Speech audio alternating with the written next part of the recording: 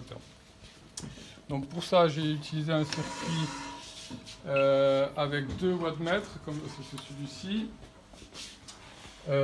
Donc le transformateur est ici. Donc c'est un transformateur avec, donc je l'ai dit, une carcasse. Donc le but d'un transformateur, je reprends, pardon, c'est d'amplifier donc à la fois les tensions et les intensités alternatives, enfin l'amplitude des tensions et des intensités. Donc pour ça, là on l'amplifie parce qu'on passe de 32 spires dans la bobine primaire et à 139 spires dans la bobine secondaire.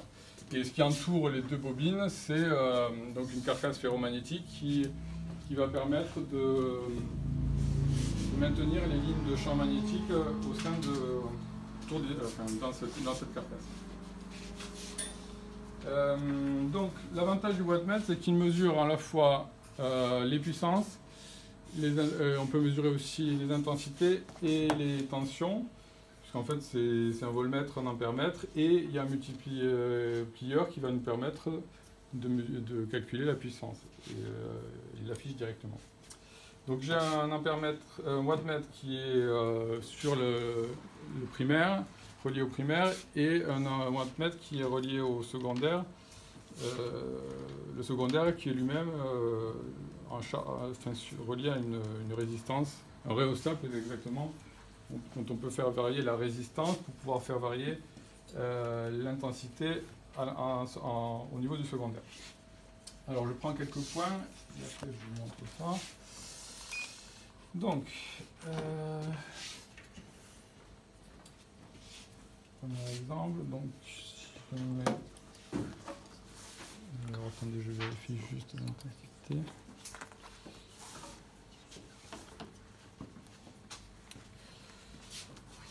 Donc, dans le primaire, on a une puissance de 21,8 watts, une intensité de 4,26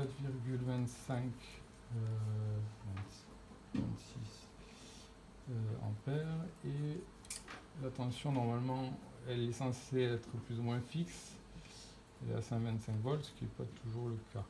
Alors là, à la sortie, donc en secondaire, on a une intensité de 0,829, une puissance de 16,34 et une tension de 19,78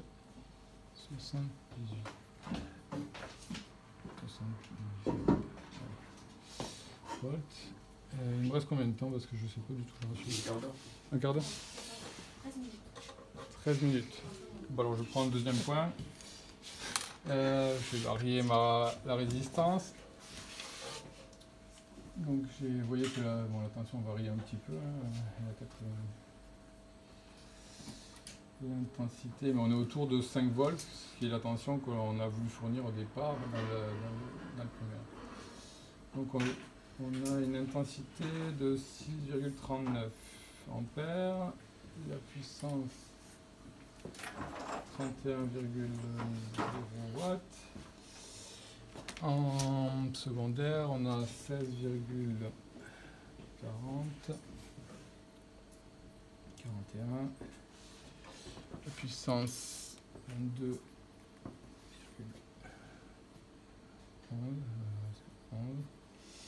watts et l'intensité 1,343 ampères. Alors j'ai utilisé ensuite Régressif pour rentrer toutes ces données, parce que j'en ai fait des mesures, j'en ai fait plein. Alors, ça glisse pas, dessus.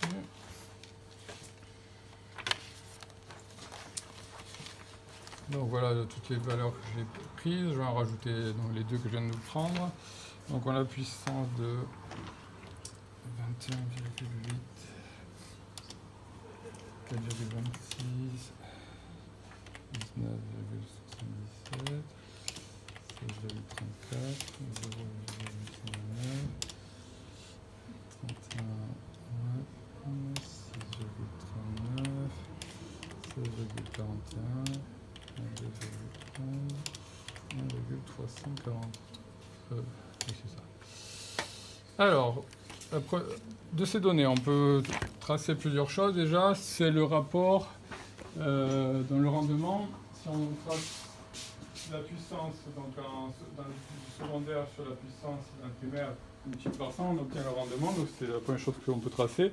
On peut tracer aussi le rapport des tensions U2 sur U1 et le rapport des intensités I1 sur I2, qui doivent normalement être égales, en théorie, si le transformateur était idéal, au rapport de transformation qui est N2 sur N1. Alors d'après le constructeur, N2 sur N1, c'est 139 sur 32, qui est à peu près de 4. 7,31, ce qui n'est pas tout à fait ce qui correspond aux valeurs qui sont annoncées, puisqu'on dit que c'est un transformateur 6 volts, 24 volts. Donc on devrait avoir un rapport de 4, ce qui est indiqué sur la boîte. Alors, voyons si ça correspond donc, justement aux valeurs du constructeur. Donc, ici, donc, ce qui a été tracé, c'est le rendement. Donc on voit qu'à partir d'une certaine intensité, le rendement il est assez stable et aux alentours de 75, voire un peu moins. Et que pour des intensités faibles, le rendement il chute énormément. Et on voit en tout cas qu'on n'a pas un rendement de 100%, donc il y a bien des pertes. Alors il y a deux types de pertes. Des pertes qu'on appelle les pertes cuivre, qui sont en fait dues à l'effet Joule dans les deux bobines. Donc il y a les pertes au primaire et au secondaire. Et ensuite, il y a les pertes qu'on appelle les pertes fer, qui sont toutes les pertes qu'il y a au niveau de la carcasse ferromagnétique, qui sont les pertes par hystérésis, et les pertes aussi par courant de Foucault, par fluide magnétique. Voilà pour le rendement.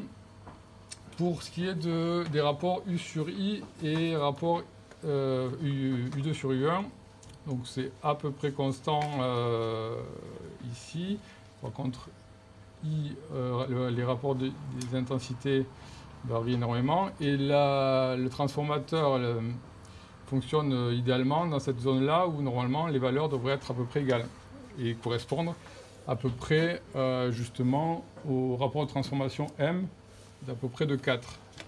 On voit que ça 4 est ici, donc ça fonctionne bien pour les tensions, moins pour les intensités. Mais la zone